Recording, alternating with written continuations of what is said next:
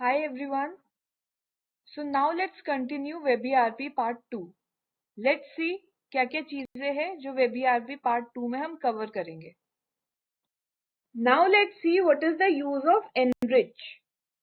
So आप जैसे ही enrich पे क्लिक करोगे seller का अकाउंट खुल जाएगा. Let me show you. So as soon as you will click on enrich, आप सेलर की प्रोफाइल में लैंड कर जाओगे. You will land on sellers profile और सेलर्स अकाउंट. ठीक है. बाय डिफॉल्ट आप प्रोडक्ट सेक्शन में लैंड कर जाओगे. ठीक है. नाउ गाइज ये आई थिंक सभी को पता होगा कि आप प्रोडक्ट की फोटो तभी ऐड कर सकते हो अगर वेबसाइट सेलर की अवेलेबल हो. अगर उनकी ऑलरेडी वेबसाइट है और अगर वो परमिशन दे देते हैं कि उनकी वेबसाइट से आप प्रोडक्ट की फोटो, प्राइस, नाम, ये सब चीजें ले सकते हो, तो आप अपने साइड से सेलर की प्रोफाइल में वो सारी चीजें ऐड कर सकते हो. राइट. सो हम उसी की बात कर रहे हैं. सपोज आपको photo, price and all add करना है, तो आप कैसे करोगे? सो प्रोडक्ट सेक्शन में जाके जहाँ पे कैमरा का आइकन है, you can click on it और आप अपलोड कर सकते हो फोटो जो भी आपको ऐड करनी है. राइट. सिमिलरली यहाँ पर आप प्रोडक्ट का नाम डाल सकते हो या फिर चेंज भी कर सकते हो. राइट. इसी के साइड में ऐड प्राइस का ऑप्शन है. यहाँ से आप प्रोडक्ट का प्राइस ऐड कर सकते हो. एंड अगर आपको कोई नया प्रोडक्ट ऐड करना है, वो आप ऐड प्रोडक्ट में क्लिक करके नया प्रोडक्ट ऐड कर सकते हो. राइट. सो ये वाला जो प्रोसीजर है ये तब का है अगर सेलर की वेबसाइट अवेलेबल है और वो परमिशन दे देता है कि आप वेबसाइट से चीजें अपडेट कर सकते हो उनके कैटलॉग में या उनकी profile. Alright guys, before explaining this let me tell you, जब आप अपने सेलर को 9696 वाले नंबर पर व्हाट्सएप करने के लिए बोलते हैं प्रोडक्ट की फोटो, तो उनको एक चीज जरूर बताइए कि प्रोडक्ट की फोटो के साथ प्रोडक्ट का नाम लिख के भेजना बहुत जरूरी है. It is mandatory. अगर वो प्रोडक्ट का नाम लिख के नहीं भेजेंगे तो उनकी फोटोज या उनके प्रोडक्ट ऐड नहीं होंगे. राइट. तो उस केस में क्या होगा, लेट मी शो यू. सो अगर वो सिर्फ प्रोडक्ट की फोटोज भेजेंगे तो वो फोटोज एंड डॉक सेक्शन में कलेक्ट हो जाएंगी. राइट. अब आपको इसके बाद क्या करना है, फोटोज एंड डॉक सेक्शन में जाइए और फोटोज को सेव एज फोटोज करिए. ठीक है. These are the step. Let's revise. सबसे पहले तो photos and doc section check करिए जैसे अभी मैंने बताया.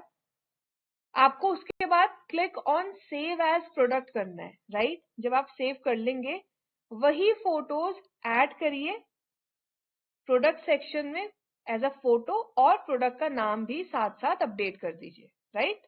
Let's see the further step. So आप जैसे ही सेव एज फोटो में क्लिक करोगे आप इस पेज पे लैंड कर जाओगे. राइट. यहाँ पे बेसिक डिटेल्स के अंदर आप प्रोडक्ट का नाम डाल सकते हो. राइट. सिमिलरली इसके नीचे प्राइस का ऑप्शन है, आप यहाँ पे प्राइस डाल सकते हो. उसके बाद आपको सेव एंड कंटिन्यू पे क्लिक करना है.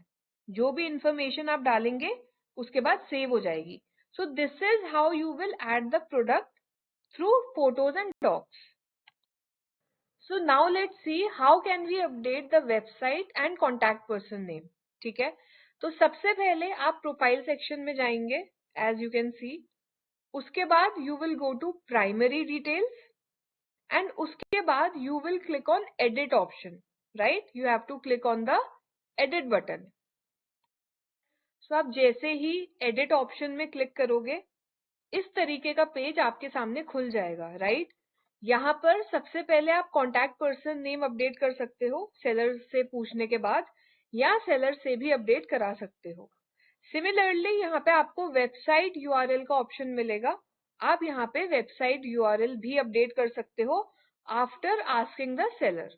सो this is how we update contact person name and website. So we have seen the enrich option. Now we'll talk about interested in paid service. आपको हर सेलर से पूछना है, सर मैम क्या आप India mart की paid services में जानकारी लेने के लिए या जानने के लिए इंटरेस्टेड है? अगर आपका सेलर बोलता है यस मैं इंटरेस्टेड हूँ, तो आप इसको टिक कर दोगे as it is, you will check the box, right. अगर वो फर्दर आपसे पूछता है पेड सर्विसेज के बारे में बताइए, क्या प्राइस है एंड ऑल दैट, आपको ये सब नहीं बताना है। आप सिंपली इसमें टिक करोगे एंड उनको बोलोगे the team will call you back, alright. अगर आपका सेलर मना करता है, no I am not interested in knowing about the paid service of IndiaMART, तो आप इसको अनटिक कर दोगे, यानी इसको एज इट इज रहने दोगे, right. Alright guys, so we'll be talking about what happens when the call is completed. So as you can see, add comments, you will update your comments over here, whatever your conversation with the seller was. Alright, you can write the details over here. Alright, now let's see the other option. So when will you enrich your call, or when will I say that my call is disposed under enriched?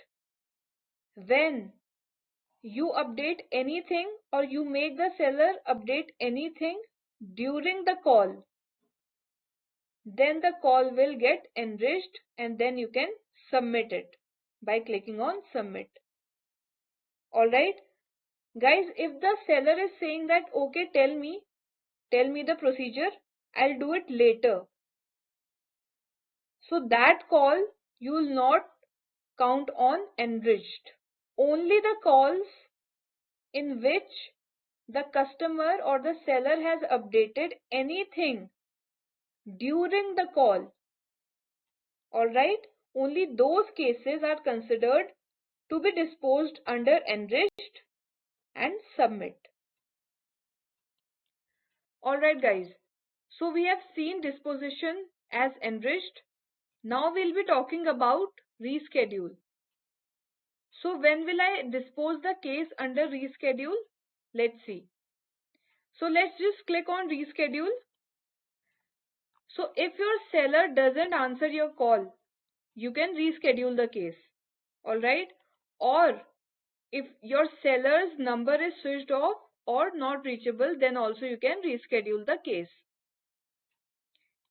Third, if customer disconnects the call, then also you can reschedule it.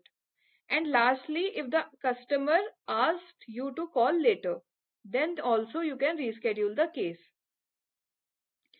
Guys, one more thing is over there. Suppose I call the customer and if he says to call him back tomorrow at 5 p.m., right?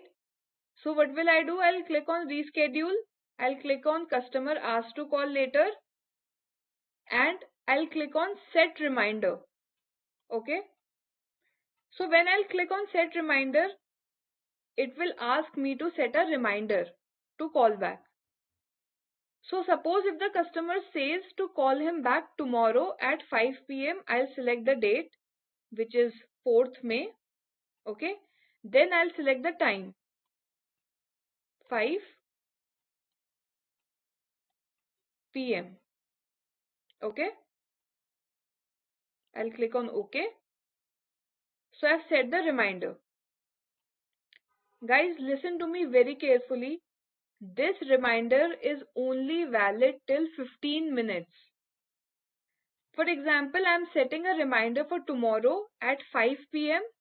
The reminder will be only valid till 15 minutes. 5 p.m. to 5:15 p.m.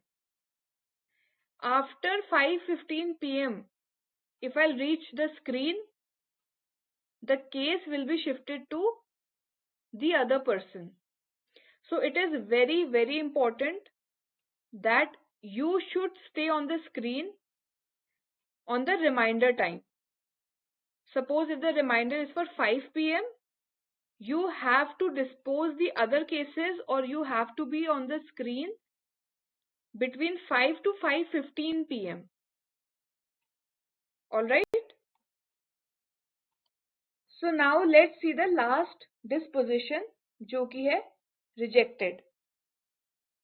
आप किन किन cases में case को reject करोगे? So let's see.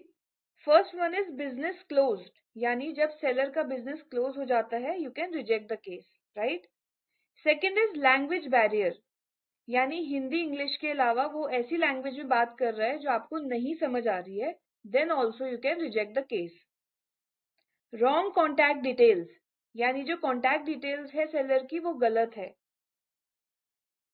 Fourth one is seller requested disable, यानी seller ने request करी है अपनी अकाउंट डिसेबल करने के लिए, तो भी आप केस को रिजेक्ट कर सकते हो। And the last one is अगर वो बायर है या वो सेलिंग में इंटरेस्टेड नहीं है तब भी आप केस को रिजेक्ट कर सकते हो। सो अगर इनमें से कोई भी रीजन है then you can reject the case. Guys, thank you so much for watching. Thanks.